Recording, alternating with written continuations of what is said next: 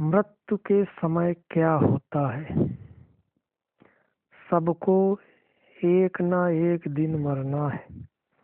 इंसान या जानवर, अमीर या गरीब, तंदुरुस्त या बीमार, कोई भी मृत्यु से बच नहीं सकता। सबको मौत के द्वार से गुजरना पड़ता है। आत्मा ने जो शरीर धारण किया है उसे वह त्यागना ही पड़ेगा। हम सब जानते हैं कि इस दुनिया को एक दिन तो छोड़ना है, लेकिन कब यह किसी को नहीं पता। जब मौत आती है तब आत्मा शरीर से सिमटना शुरू करती है। सिमटाव पैरों के तलवों से लेकर सिर की चोटी तक होता है। सारा शरीर शून्य हो जाता है। जब आत्मा की चेतन धाराएं भावों के बीच के बिंदु पर केंद्रित हो जाती हैं, तब सांस आना बंद हो जाता है और सारी शारीरिक क्रियाएं रुक जाती हैं।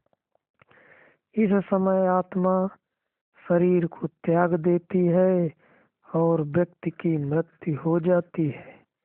मरने के बाद कर्मों के लेन देन के कुछ अंश को चुकाने के लिए उस व्यक्ति को फिर इस धरती पर आना पड़ता है। यदि उसने अपना पिछला जीवन निकृष्ट तरीके से बिताया है तो हो सकता है कि उसे कठिन परिस्थितियों में जन्म लेना पड़े। यदि उसने एक आदर्श जीवन व्यतीत किया है तो भी उसे वापस यहाँ आकर अपने कर्मों का अच्छा फल भोगना पड़ेगा। इसके अतिरिक्त ऐसा भी हो सकता है कि उसके कर्मों, मोह बंधनों और आध्यात्मिक उन्नति के आधार पर वह अच्छे या बुरे किसी अन्य मंडल में जाए और अपने कर्मों के कर्ज के मुताबिक निश्चित अवधि के लिए वहां ठहरे। मृत्यु के बाद आत्मा के समक्ष यही संभावनाएं हैं। हर आत्मा को अगले जन्म में उतना ही प्राप्त होता है जितना उसने अर्जित किया है। उसे अपने कर्मों का फल निश्चय ही भोगना पड़ता है। यदि उसका मन मैला है, नकारात्मक प्रभावों से भरा है, तो उन प्रभावों को किसी न किसी तरह जड़ से उखाड़ना होगा। ऐसा कर लेने पर वह आत्मा ऊंचे मंडलों में बेहतर परिस्थितियों की ओर जाने के लिए स्वतंत्र हो जाती है। कुछ लोग इस बात पर विश्वास नहीं कर पाते कि मृत्यु के बाद भी जीवन है तथा चेतना के अन्य मंडल भी विद्यमान है।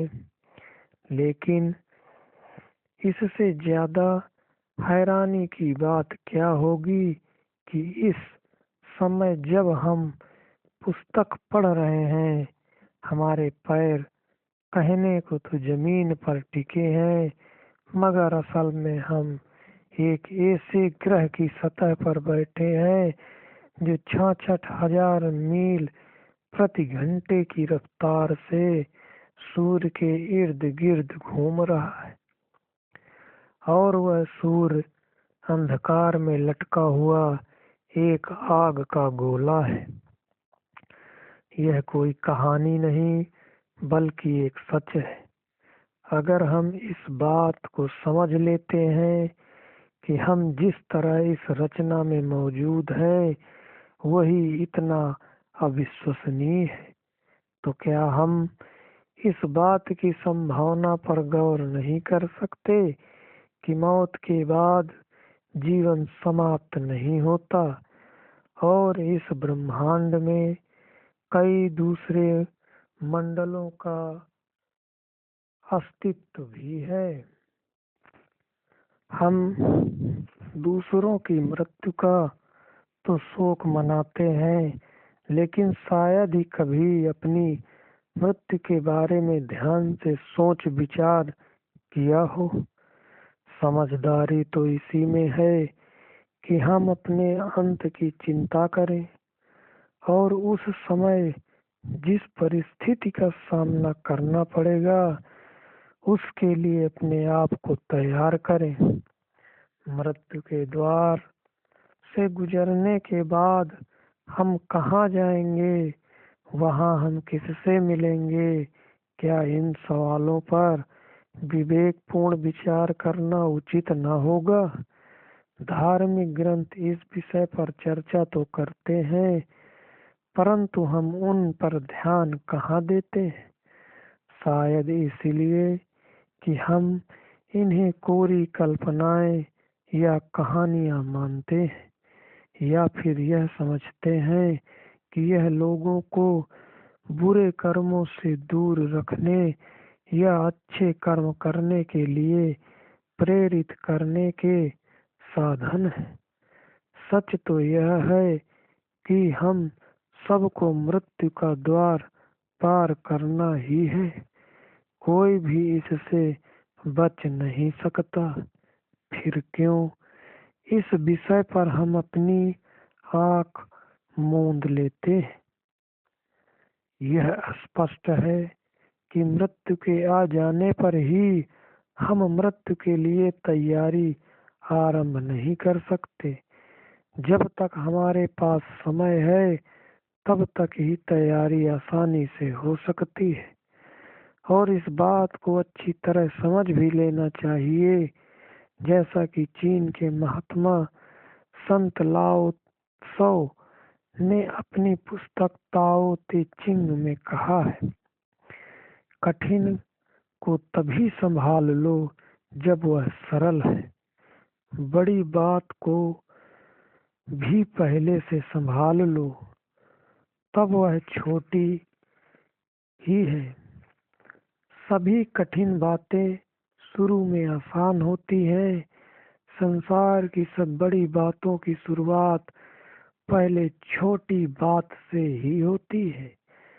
1000 मील का सफर एक कदम से ही शुरू होता है।